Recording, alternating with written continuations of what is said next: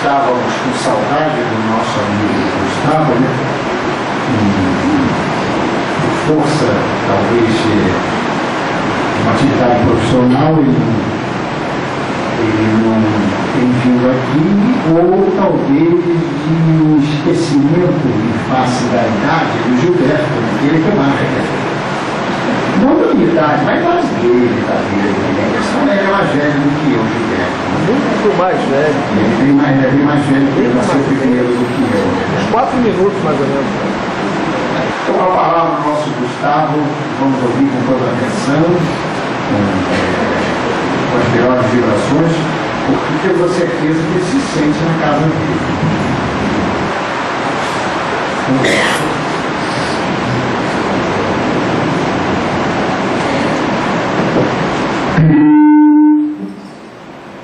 Boa noite. Que a paz de Jesus esteja em nossos corações. Que nessa noite tão especial, tão presente, do presente ao hoje, ao agora, nós possamos unir os nossos pensamentos, os nossos sentimentos, cada vez mais elevados, e nos deixar levar pelos benfeitores espirituais e, sem dúvida alguma, desde cedo aqui estão nos estimulando para melhor receber deles as bênçãos que incessantemente são derramadas sobre nós.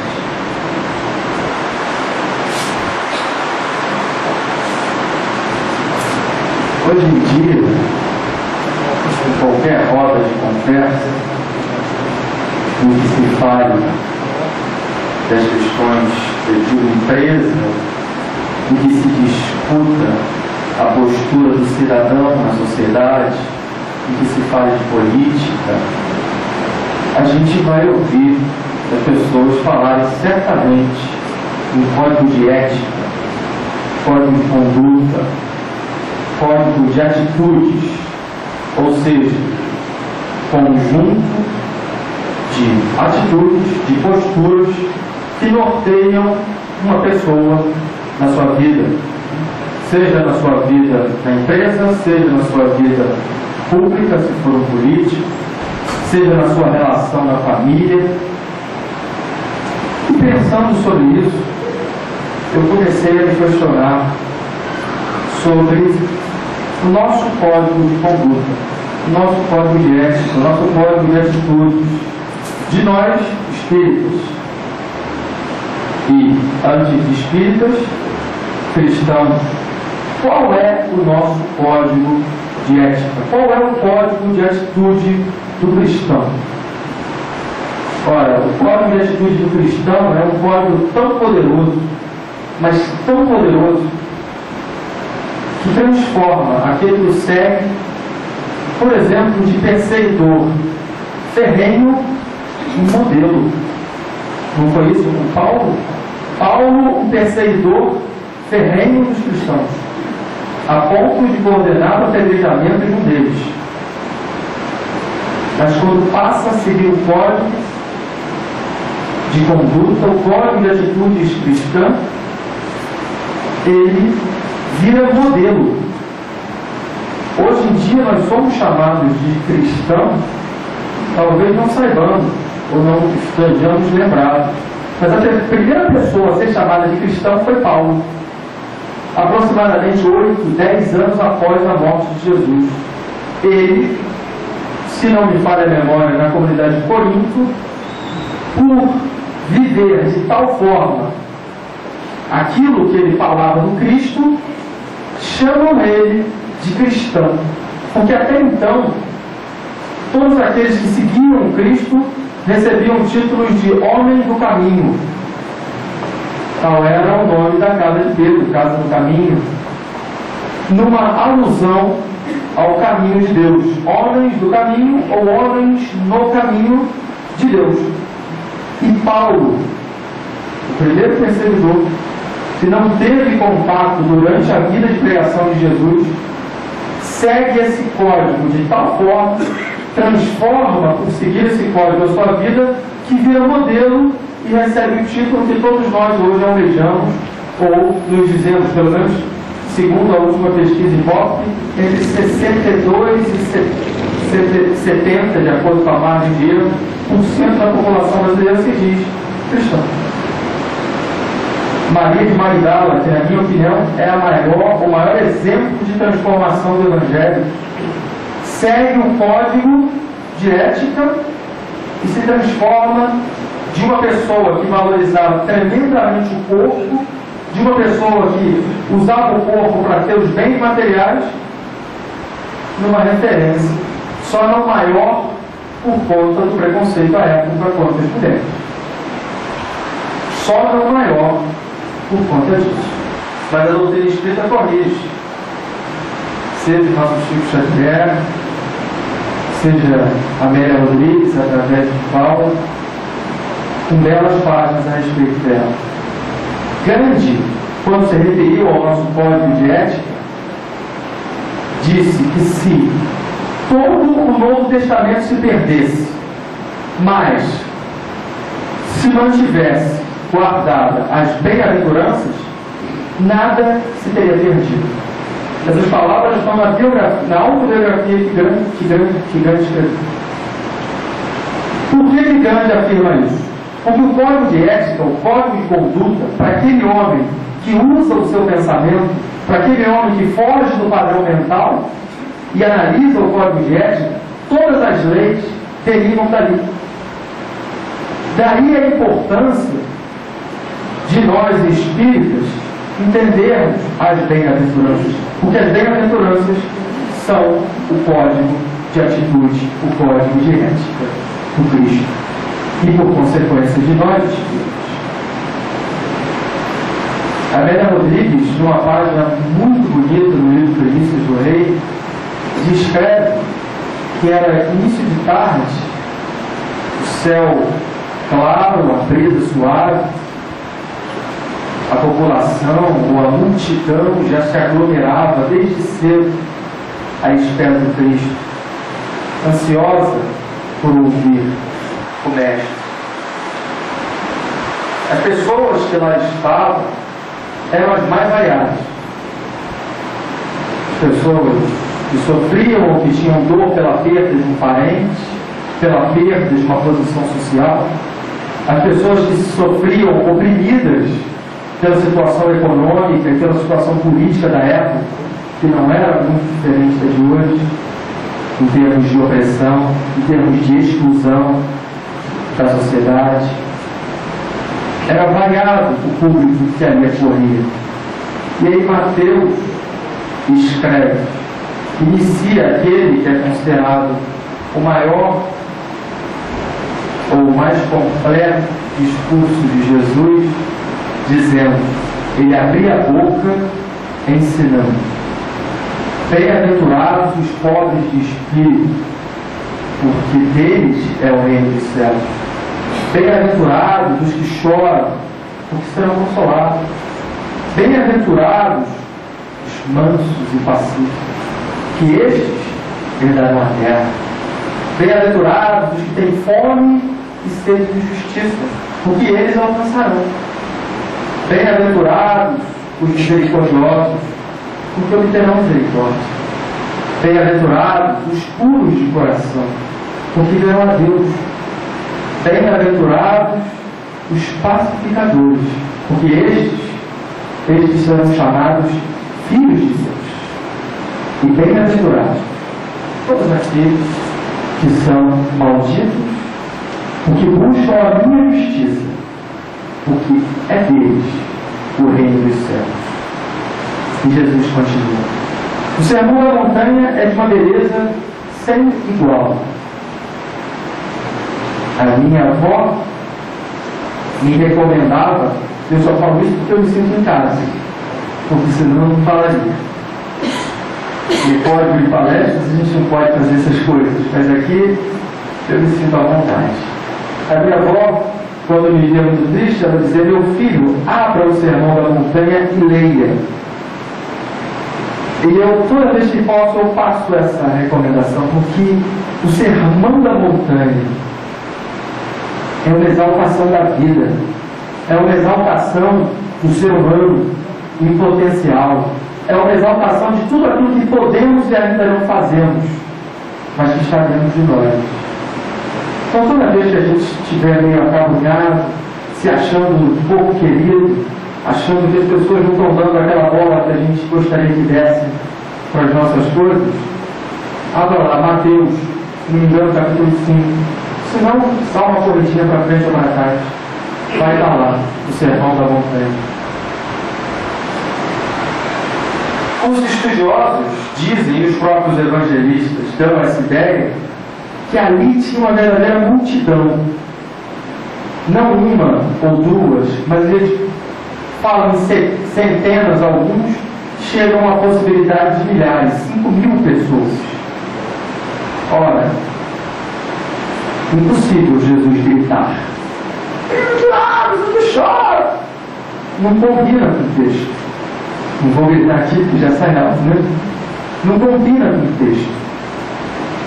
Mas, obviamente, aquele que estava lá no final não ouviu, mas certamente ele sentiu.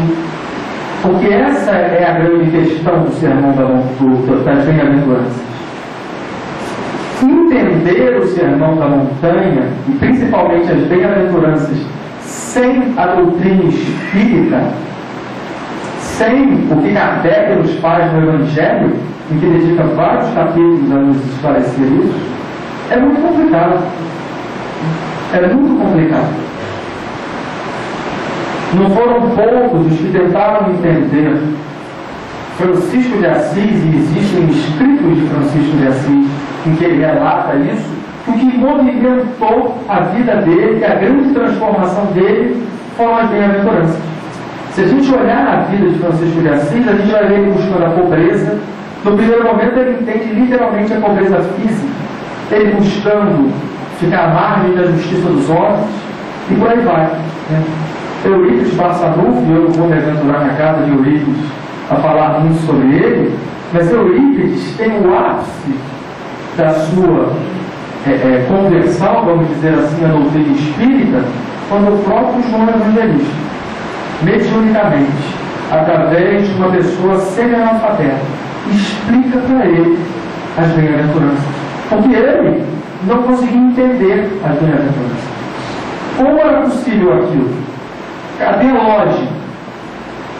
E esse é o primeiro movimento, ou ápice, no movimento de Eurípides. Por isso, eu hoje escolhi uma bem-aventurança para que a gente pudesse refletir aqui.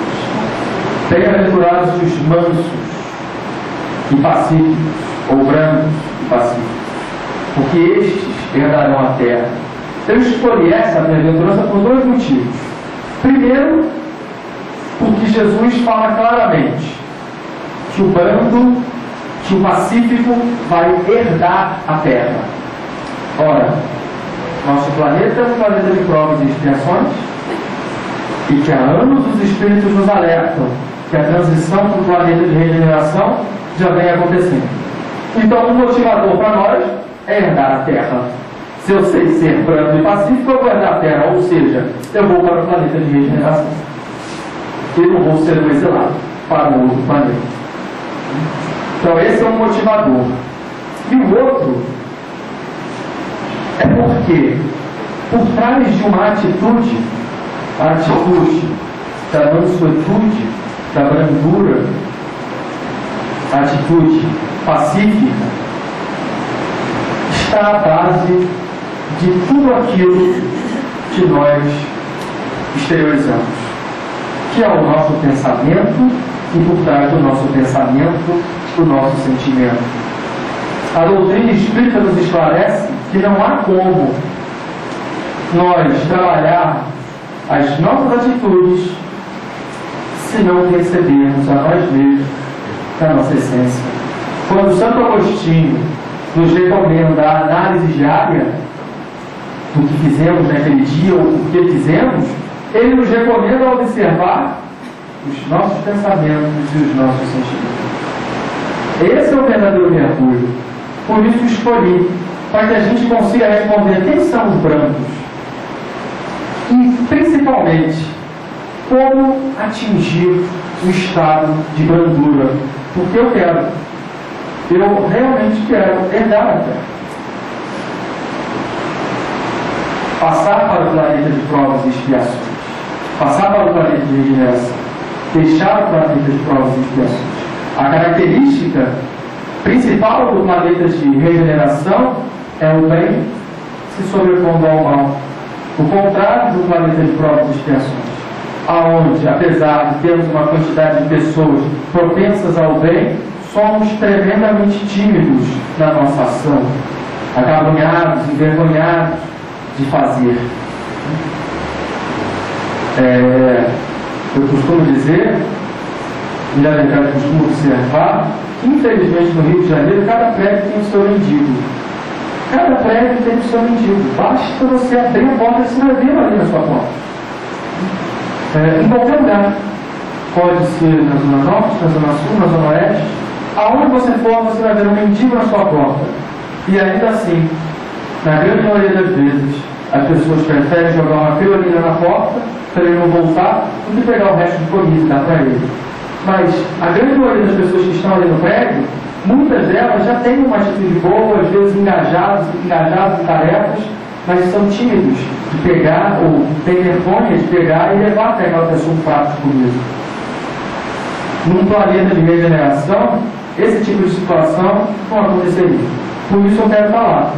Por isso a importância de entender o que move a atitude da brandura. E para isso a gente tem que parar e analisar o que move o pensamento e por trás disso a origem do sentimento. Sem querer teorizar demais, mas Carl Gustav Jung, pai da psiquiatria, ao estudar a mente humana, ele disse que a mente humana, ele estabeleceu que a mente humana tem 4 funções básicas.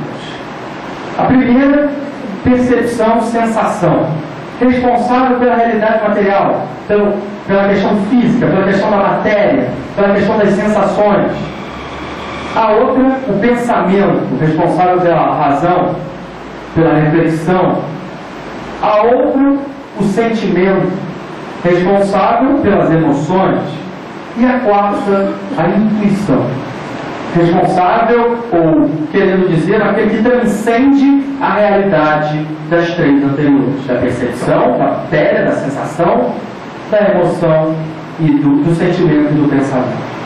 E ele afirma que o ser humano, e ele fala ainda que essas 4 funções básicas possuem estágios diferentes, ou seja, em cada ser humano,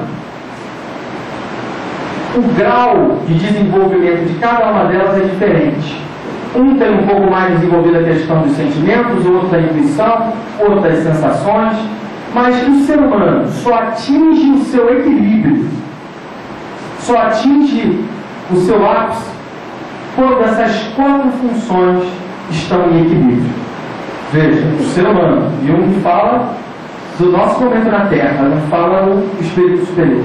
Ele fala do nosso momento na Terra. Ou seja, para o nosso momento na Terra, segundo Jung, é importante, sem dúvida nenhuma a relação com as sensações, o saber lidar de forma equilibrada com elas, o pensar, o sentir e principalmente o intuir. Ele coloca ainda que o pensamento é a manifestação da vontade que nos faz discernir. Ou seja, eu tenho essas 4 funções básicas. Na quase totalidade de nós, a menos que estejamos em missão na Terra, essas funções estão desbalanceadas, né? Uns têm um pouco mais o pensamento, e aí são chamadas as pessoas de razão, são aquelas que frias, chamadas frias e calculistas. As outras, às vezes, um outro grupo, às vezes, tem mais de sentimento e são chamados aqueles emotivos, a samambaia chorona, tudo chora, né?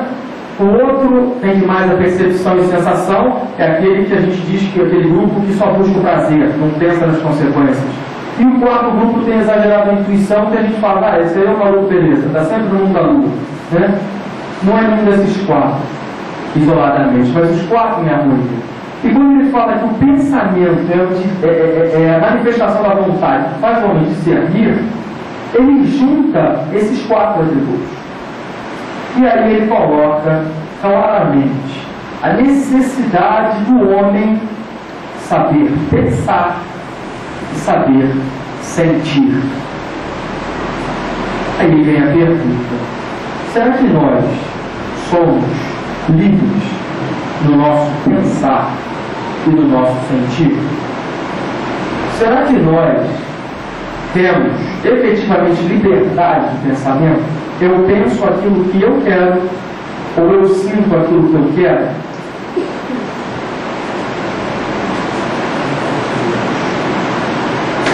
Eu falei que hoje ia fazer diferente, vou até usar o quadro. Eu vou trazer uns números aqui, só para ajudar a gente. Para a gente poder entender essa questão do pensamento e do sentimento, a gente tem que olhar a ótica do meio onde nós evoluímos e a ótica espírita, a ótica do processo da evolução espiritual. Mas antes, vamos olhar a ótica material, aonde nós evoluímos. Os estudiosos da evolução humana dizem que os primeiros hominídeos, aqueles que, se a gente olhar, a gente ia dizer que era um macaco, mas já tinham os primeiros traços que levaram ao Homo sapiens e aonde somos hoje. Os primeiros hominídeos, homem de bolsa, de erectus, aqueles nomes todos complicados, surgiram há 700 mil anos atrás. Então, deixa eu botar aqui o número 700 mil. Depois, eles disseram o seguinte: olha, isso aqui veio evoluindo, e há 210 mil anos atrás, o Homo sapiens, que é o evoluído que nós somos hoje, ele já era anatomicamente muito próximo disso aqui. Ele, obviamente, ele tinha muito mais pelo, mas as mãos já tinham 5 dedos, ele já movimentava a mandíbula como movimentamos hoje, já andava como nós andamos, não arrastava o braço. Então, há 210 mil anos atrás. Há 75 mil anos atrás, tudo isso é aproximadamente. Esse Homo sapiens era dito mentalmente moderno. O que eles querem dizer com isso? A caixa craniana, a cabeça, era mais ou menos como era assim hoje, né? Eu tenho certeza que vocês forem no livro de evolução vão achar que mas eu era um macaco. Não, mas era mais ou menos assim como é hoje. Mas aqui eles começaram a dizer que o ser humano deixou de se preocupar só com sobreviver para se preocupar com a vida. A partir desse ponto, ou seja, a partir de 75 mil anos atrás, o homem deixou de pensar só em comida, em fugir do predador, para pensar em outras coisas. Isso aqui é muito complicado, né? 700 mil, 200, é muito grande o número. Então eu vou fazer uma conta aqui de brincadeira, que me perdoa se tiver estudiosos aqui da evolução humana, eu vou fazer uma brincadeira, ok? Mas que ajuda a gente a enxergar. 700 mil, vamos fazer de conta que isso aqui são 7 dias, para a gente ter ideia da dimensão da evolução do homem. Vamos imaginar que 7 dias atrás surgiram os primeiros hominídeos, há uma semana.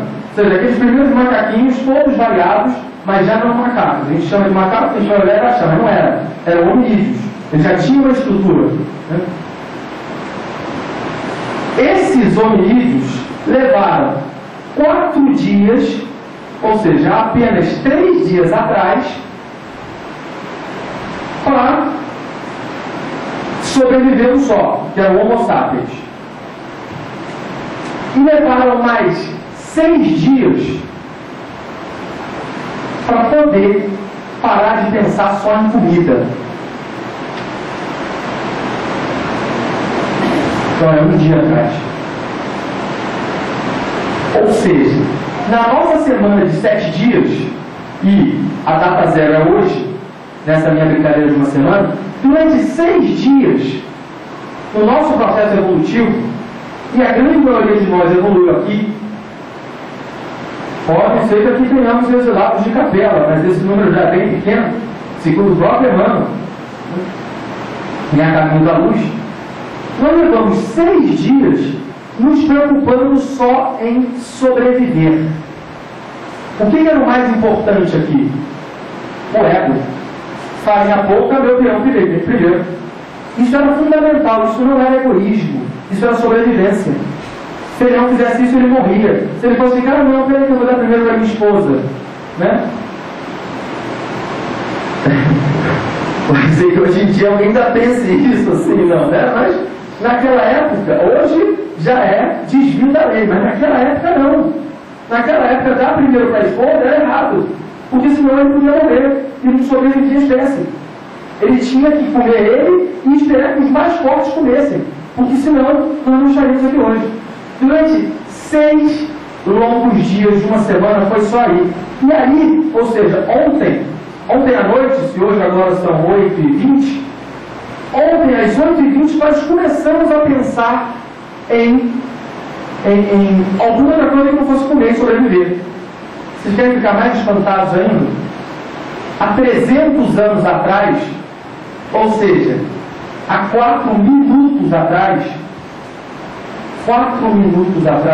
se a nossa evolução fosse uma semana, 92% do conhecimento foi gerado daqui para cá. Até aqui, em 6 dias, 23 horas e 56 minutos, nós geramos 8% do conhecimento da humanidade, que cabia numa edição de domingo do Jornal o Globo. É sério. Ou seja, eu não estou querendo justificar a nossa atitude egoística de hoje. Eu estou querendo mostrar para vocês que no nosso processo de evolução, nós levamos a grande parte até hoje nos preocupando em sobreviver, nos preocupando em nos alimentar.